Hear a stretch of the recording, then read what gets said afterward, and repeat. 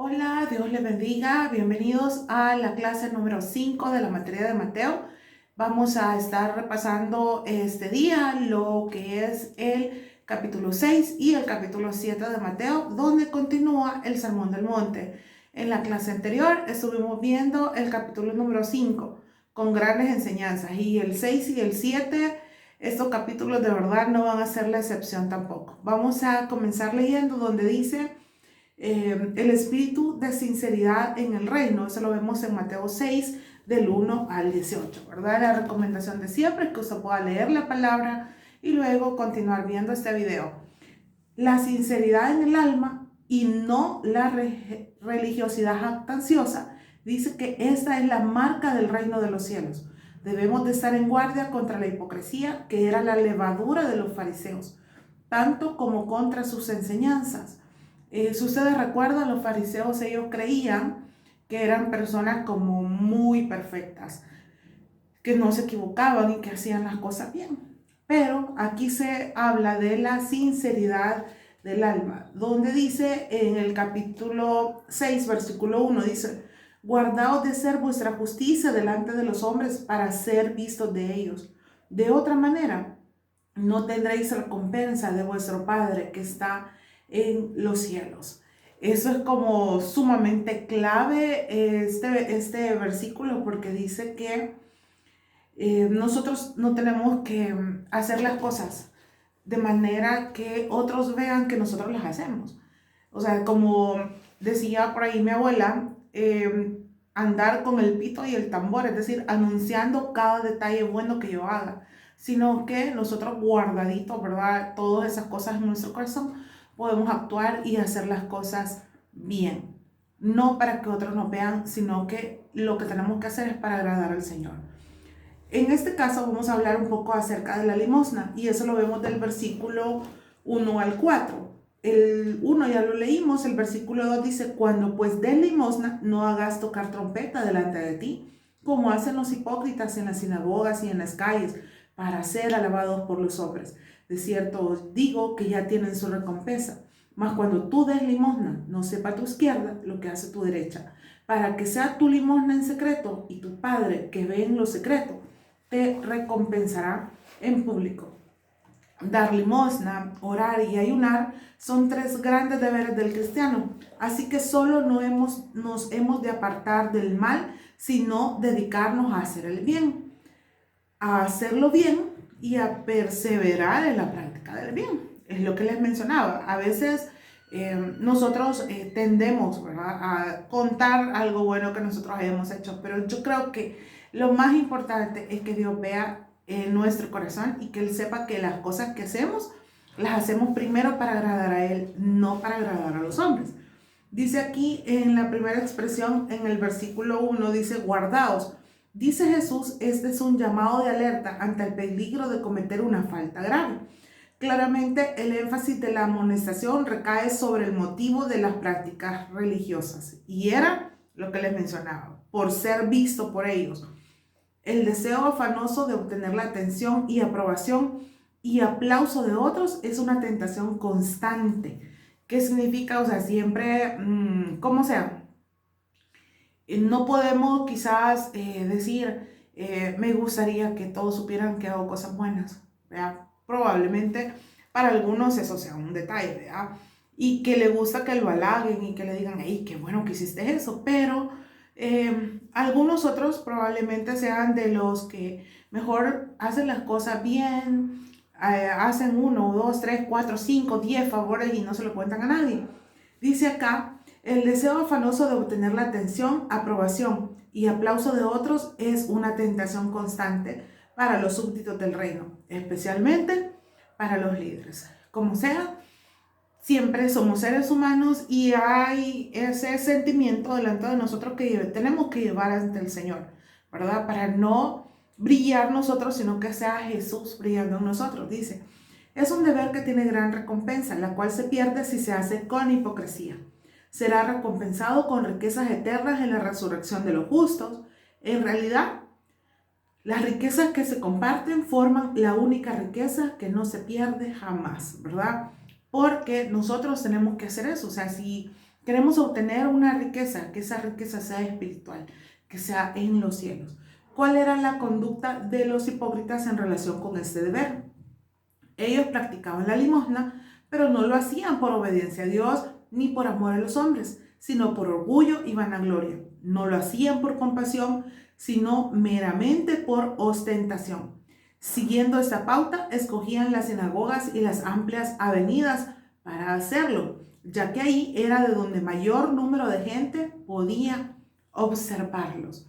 Como le digo, el deseo de los fariseos era que lo vieran, que supiera la gente que ellos estaban haciendo algo bueno. Entonces, por eso se iban a lugares así para exponerse.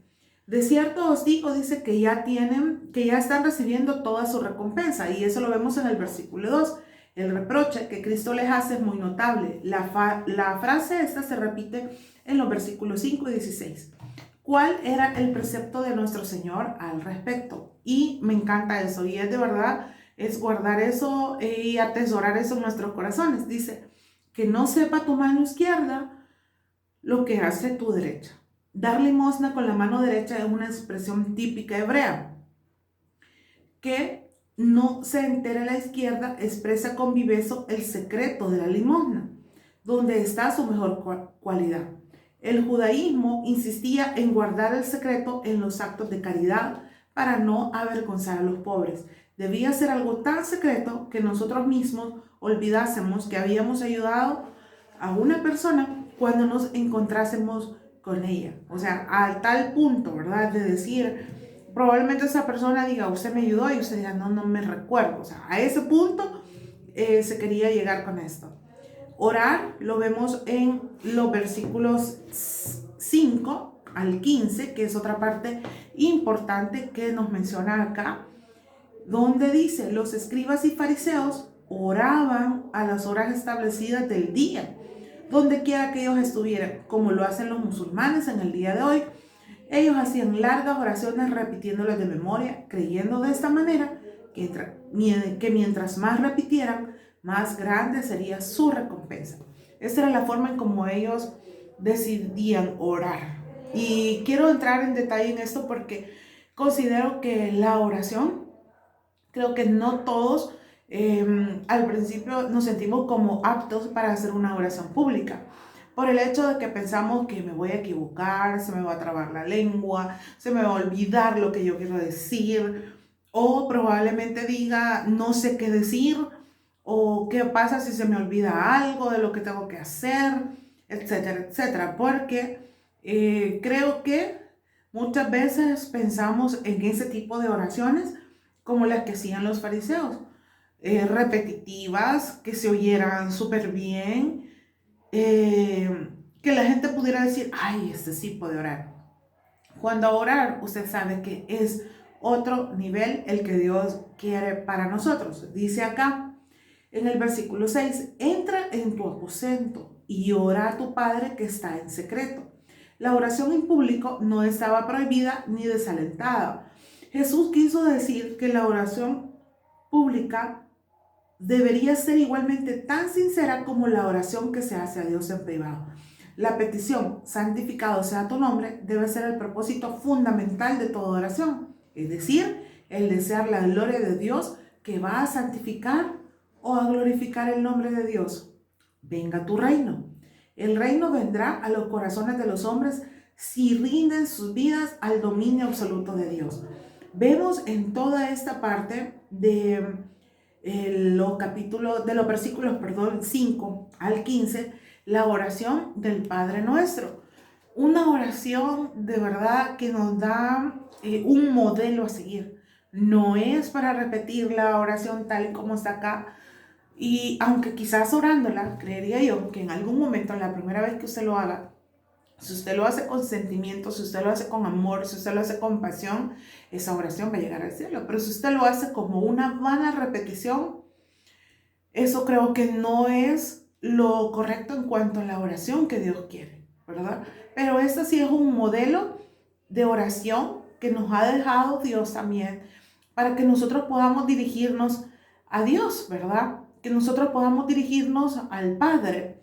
Aquí dice, La voluntad de uno debe rendirse primeramente si está orando sinceramente, porque decimos, hágase tu voluntad como en el cielo, así también en la tierra.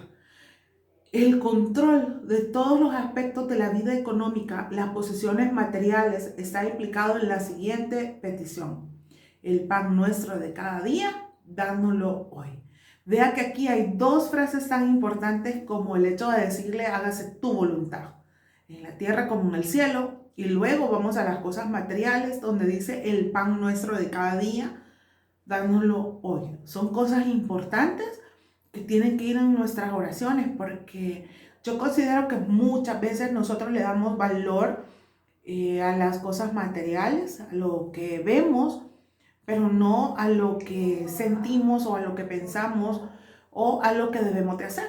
Entonces, este modelo de oración de verdad es sumamente práctico para que nosotros consideremos tomar todos esos detalles en cada una de nuestras oraciones.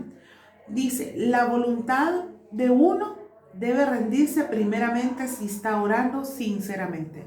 Eso me gustó mucho porque cuando nosotros hacemos eso, es cuando le decimos, Señor, haz lo que tú quieras en nosotros, haz tu voluntad.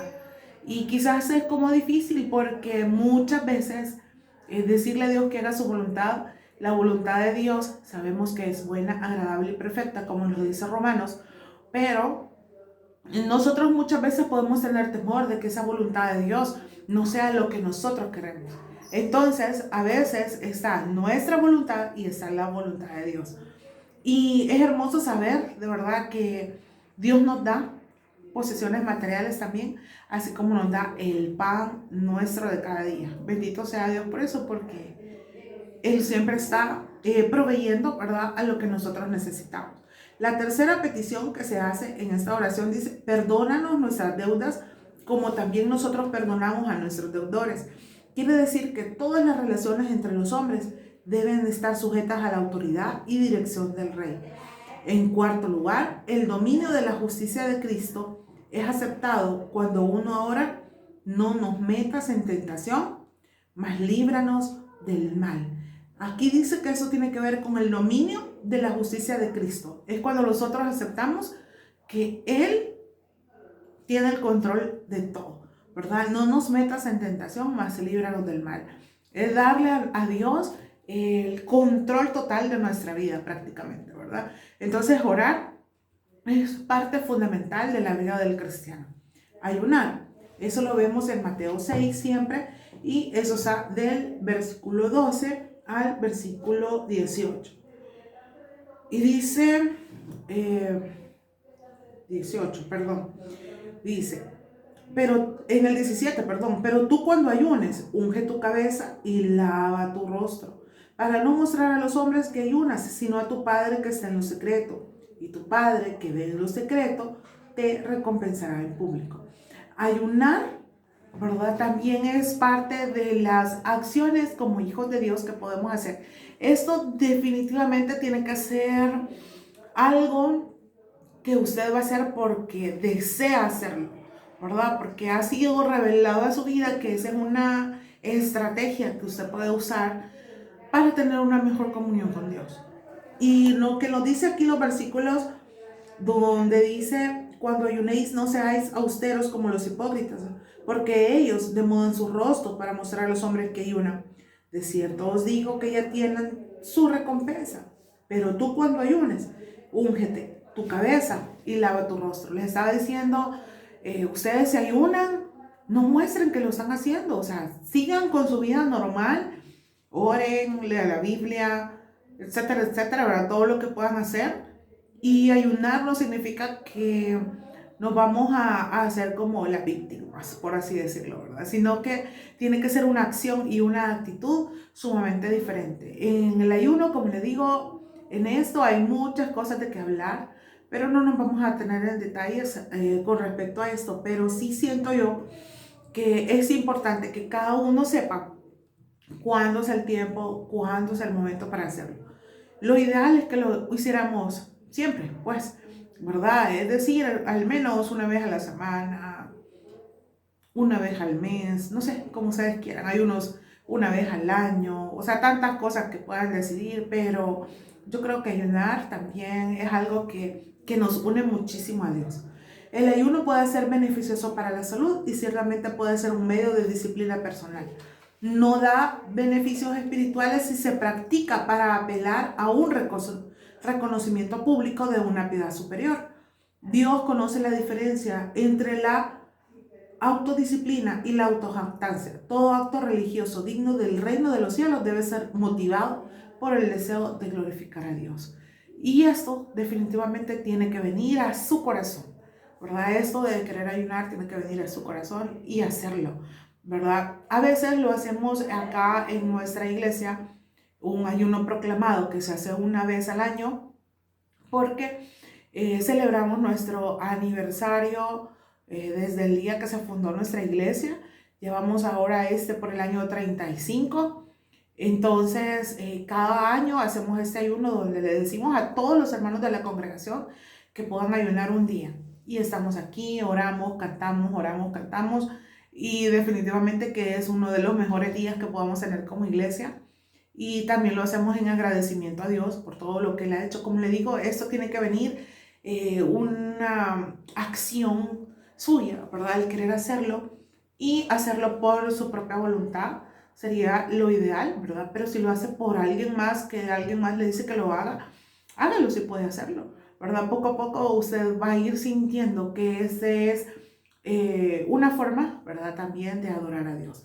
La actitud del reino hacia las cosas materiales. Eso lo vemos en Mateo 6, del 19 al 34. Y vemos aquí, dice, no hagáis tesoros en la tierra donde la polilla y el orín corrompen y donde ladrones minan y hurtan. En el 20, sino haceos tesoros en los cielos donde ni la polilla ni el orín corrompen y donde ladrones no minan ni hurtan. Porque donde esté vuestro tesoro, ahí estará también vuestro corazón. Dice Jesús, no desalentó la práctica de ganar dinero. Él lamentó el hecho de que algunos daban al dinero el lugar que Dios debía ocupar en sus corazones. Por eso dice, no hagáis tesoros en los cielos. Luego, en el siguiente versículo del 22 al 23, habla de la lámpara del cuerpo. Y que la lámpara del cuerpo es el ojo, porque dice, para los orientales, la ventana del alma era el ojo. Es la parte más expresiva del rostro. El ojo puro era la ventana clara de una alma piadosa. El ojo impuro era uno distorsionado y empañado por el veneno de la codicia o el deseo desenfrenado de las cosas que el dinero puede comprar. Eso lo vemos en los versículos 22, donde dice, la lámpara del cuerpo es el ojo, así que si tu ojo es bueno, todo tu cuerpo estará lleno de luz.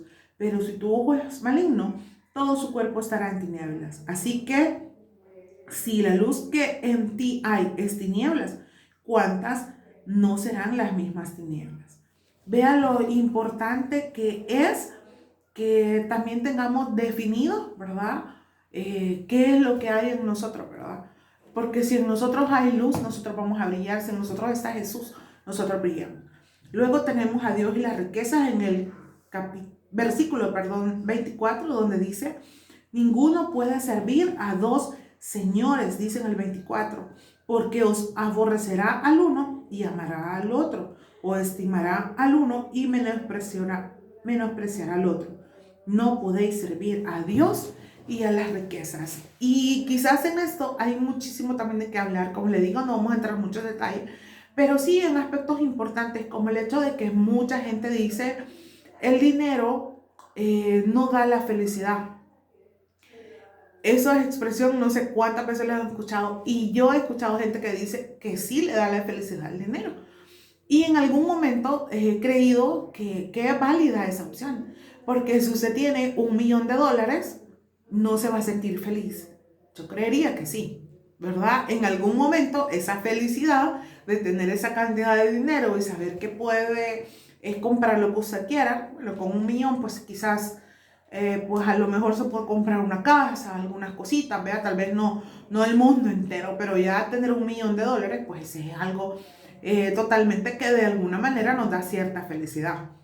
Y poder hacer y comprar cosas que nosotros queremos, pero esa no es la base, ¿verdad? Porque no podemos estar esperanzados a que ese $1.000.000 nos va a servir para toda nuestra vida, cuando sabemos que eso es efímero. En cambio, nosotros tenemos que considerar que no podemos dedicar nuestra vida solamente a trabajar, a trabajar, a trabajar, a ahorrar dinero, tener dinero, sin antes venir y buscar de Dios, ¿verdad? No podemos, porque no va a haber esa congruencia entre Dios y la riqueza. O sea, no podemos amar las riquezas y amar a Dios muchas veces. Quizás porque de alguna manera lo primordial para nosotros tiene que ser Dios. El dinero sí es importante, como le digo, y por algún momento le puedo dar felicidad a uno, momentánea, pero se la da, ¿verdad? Y porque cuando ya no hay dinero, pues sí, a uno ya se siente triste. Entonces eso es, como dicen, efímero, ¿verdad? O sea, no dura mucho, la verdad. Pero Dios sí, y Dios dice en Ageo 2:8 que de Él es la plata y el oro. O sea, en Dios podemos tener todo eso, pero nosotros normalmente buscamos a Dios porque de verdad lo necesitamos. No tenemos que buscarlo por lo que Él nos va a dar, sino que por lo que Él ha hecho por nosotros, por lo que Jesús hizo por nosotros. Entonces es importante que evaluemos bien qué es lo más valioso que nosotros podemos tener, es estar con Dios, más que el dinero. Luego dice acá el afán y la ansiedad. Eso lo vemos en los versículos del 25 al 34, donde dice: por tanto os digo, no os afanéis por nuestra vida, que habéis de comer o que habéis de beber, ni por vuestro cuerpo, que habéis de vestir. ¿No es la vida más que el alimento y el cuerpo más que el vestido? Y este versículo hace poco estuvo haciendo mucho, de verdad, mucho así énfasis en mi vida, y me hacía recordar mucho ese versículo donde dice: mirad las aves del cielo, que no siembran ni ciegan, ni recogen en graneros, y vuestro Padre Celestial las alimenta. ¿No valéis vosotros mucho más que ellas? O sea, nosotros tenemos un valor mayor que lo de las aves. O sea, y Dios alimenta a las aves. Dios les da todo. O sea, yo tengo un jardín cerca de la casa. Bueno, enfrente, saliendo del cuarto, está ese jardín. Y yo veo una cantidad de aves de todos los colores. Me encanta, me fascina salir y ver cómo llegan, están comiendo hojitas, se van a las flores. Dios tiene cuidado de ellas. O sea, y son aves. Ahora, ¿cuánto más Dios no va a tener cuidado de nosotros? Y créame que yo he comprobado, como no tiene idea, esa palabra en mi vida. Y yo sé que ustedes en algún momento en sus vidas también lo han hecho, porque Dios es tan amoroso, tan misericordioso, tan bueno con nosotros, que hace, que nos cuida mejor que las aves, de verdad que sí. O sea, las aves andan para un lado, para otro. A mí me encanta verlas afuera, no me gusta verlas enjauladas, de verdad, porque tienen a dónde ir, donde ellas quieran. Entonces eso es algo bonito, ¿verdad? Pero darnos cuenta que nosotros valemos mucho más que eso. O sea, y Dios tiene cuidado de ellas. Entonces esto es sumamente importante para darnos cuenta que todo lo demás, de verdad, todo lo demás no nos debe de quitar nuestra vida, en el aspecto de que, bueno, aquí dice el afán y la ansiedad. Yo creo que nos afanamos por muchas cosas y no nos percatamos de los detalles hermosos que tiene Dios para con nosotros. Dice: por tanto os digo en el 25, no os afanéis por vuestra vida, qué habéis de comer o qué habéis de beber, ni por vuestro cuerpo, qué habéis de vestir. Jesús estaba amonestando en contra de la ansiosa preocupación y el temor agonizante relativo a la seguridad en el futuro. Tales actitudes revelan una carencia de fe hacia la amorosa disposición de Dios de proveer. O sea, Dios está ahí siempre y cuando nosotros lo busquemos y nosotros vayamos a Él y le pidamos lo que necesitamos, ¿verdad? Y yo creo que cuando llegamos a ese punto por nuestro futuro, o sea, no estoy diciendo que vamos a dejar ahí a la deriva, ¿verdad? Ya no vamos a pensar en lo que yo quiero realizar, ¿cómo no? Pero No podemos afanarnos por algo que no ha pasado todavía, sino que saber que nuestro futuro está en las manos de Dios y que todo se va a desarrollar de la mejor manera. Si nos vamos al capítulo 7, que es la siguiente parte del sermón del monte, dice, y es la última parte ya, juicio de otros y de sí mismo, y eso lo vemos en Mateo 7, del 1 al 6. Y esta cita, de verdad que es súper importante que la tengamos clara para nosotros. Y es muy fácil. Y si la podemos memorizar, pues mucho que mejor, porque dice, no juzguéis para que no seáis juzgados, porque con el juicio con que juzgáis seréis juzgados, y con la medida con que medís os será medido. ¿Y por qué miras la paja que está en el ojo de tu hermano y no echas de ver la viga que está en tu propio ojo? ¿O cómo dirás a tu hermano, déjame sacar la paja de tu ojo y aquí la viga en el ojo tuyo? Hipócrita, saca primero la viga de tu propio ojo y entonces verás bien para sacar la paja del ojo de tu hermano. No deis lo santo a los perros, ni echéis vuestras perlas delante de los cerdos, no sea que las pisoteen y se vuelvan y os despedacen. Y dice el 7, pedid y se os dará, buscad y hallaréis, llamad y se os abrirá. Porque todo aquel que pide recibe, y el que busca halla, y al que llama se le abrirá.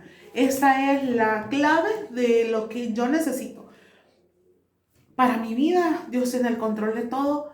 Y aquí dice, si yo no tengo algo, es porque probablemente no lo estoy pidiendo, ¿verdad? De alguna manera correcta a Dios, o Dios sabe que tal vez eso no va a ser algo que beneficie a mi vida. Entonces, Dios tiene el control de todo, Dios tiene el control de mi futuro. Y cuando aquí dice que nosotros lo debemos de buscar, el que busca halla y al que llama se le abrirá, o sea, todo está en nosotros, ¿verdad? Si nosotros lo buscamos a Él, lo vamos a encontrar. Si buscamos lo que necesitamos, también lo vamos a encontrar. Solamente que tenemos que entender que el tiempo de Dios no es nuestro tiempo. Dice, lo que Jesús condenaba era la crítica destructiva y negativa. Tal actitud será devuelta medida por medida.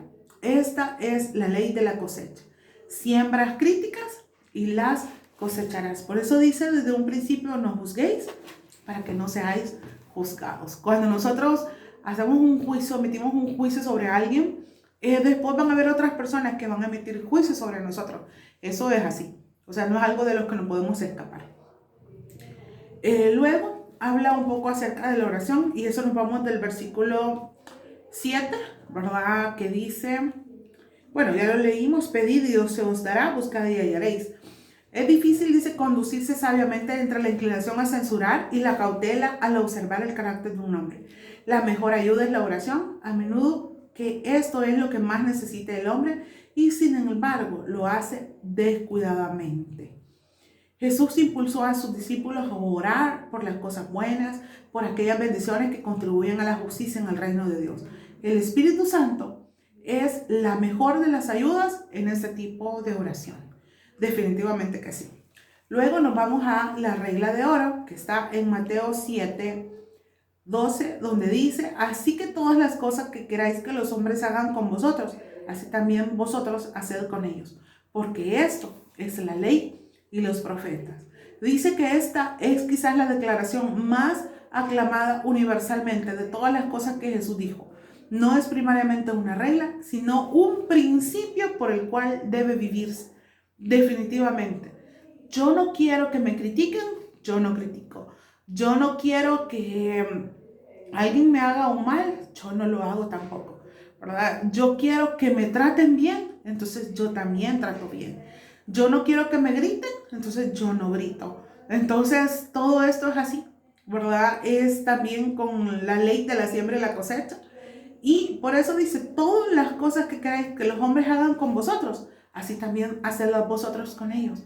Yo quiero que la gente sea buena conmigo, tengo que ser yo buena con las personas también. Entonces esto es sumamente básico y es un principio que yo creo que si nos quedáramos haciendo este principio toda nuestra vida, creo que seríamos un poquito más felices de lo que ya lo somos, ¿verdad? Así que eso es importante. Luego dice la elección de caminos, eso lo vemos en los versículos 13 y 14. El éxito o fracaso en la vida depende en gran medida de las decisiones que hacemos. Uno debe elegir al Señor, que corresponde al camino adecuado hacia la felicidad. Una norma de moralidad correcta, una actitud justa hacia el dinero, un modo de relación correcta con otras personas si esperamos crecer y tener éxito en el reino de los cielos. Porque es importante eso, si esperamos crecer y tener éxito en el reino de los cielos, entonces tenemos que tener una relación correcta con las otras personas. Luego habla de la genuinidad en el reino, eso lo vemos de los versículos 15 al 23. Jesús hizo advertencia contra líderes no sinceros o falsos mesías. Su naturaleza queda revelada por los frutos de su trabajo. Y luego, la última parte donde dice el carácter que no va a fracasar en el reino, eso lo vemos en los versículos 24 al 27.